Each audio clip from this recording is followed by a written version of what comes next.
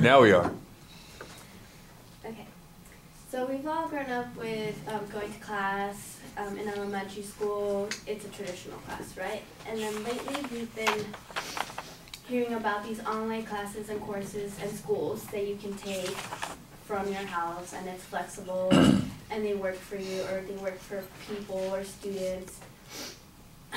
But I'm here to inform you or convey you the fact that most of these online classes aren't really what they seem to be. They're not meant for all students, only certain types, and these courses also aren't as effective as traditional classes may seem. I'd like to start off by explaining to you what these online classes claim to be.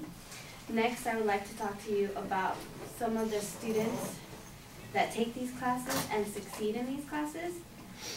And lastly, I'd like to talk to you about the problems that some students face in these classes. Let me start off by talking about what an online class is. It's a class that you take online, and you can take it from anywhere as long as you have a computer and access to a computer. Access to a computer with internet, you're good to go. Doesn't matter the time or the place, you're set. This has been around not too long. It started in the 21st century, and a lot of people have considered taking these classes because the promotion for these classes are, oh, you can take these classes anywhere at any time. You don't have to go to class from this time to that time and sit in the classroom, listen to a professor that just talks and talks. You can just be at home, wake up at noon, turn on your laptop, there you go, you're at school. But in order to take these classes, you need access to a computer, and not everyone has that. And also,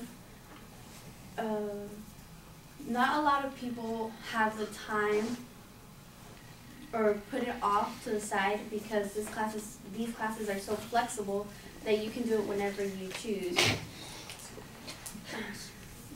Let me go on and talk about some of the people that actually succeed in these classes.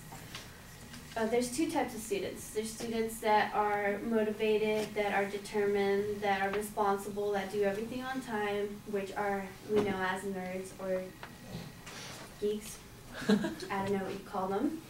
And then there's the other ones that are, I would say, your average Joe. They go to class, they sit, do some of their work, pay attention most of the time, then start looking at the ceiling, or doze off, have a daydream.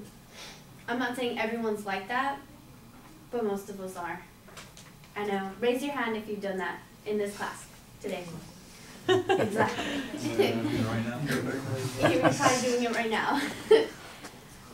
Well, according to the NC State University, which is North Carolina State University, they state that students that take online classes and succeed in them are self-motivated, responsible, and they have good time management. I know for a fact that I'm not really good at time management. I always procrastinate with everything. For this class, I kind of procrastinated on this speech, but I still got it in on time.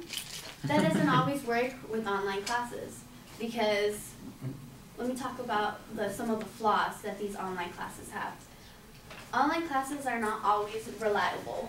Let's say you remember that you have to take a test.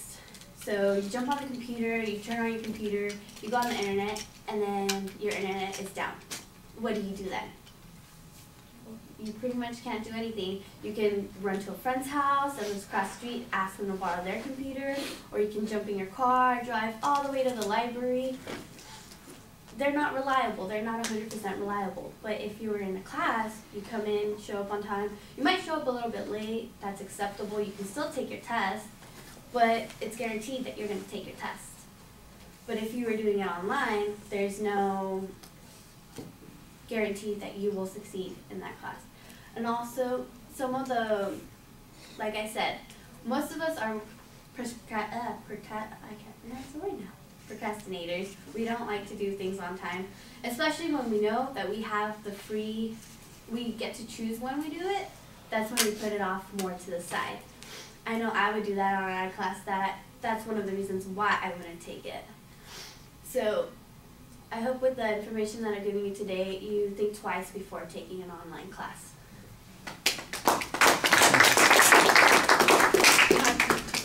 All right.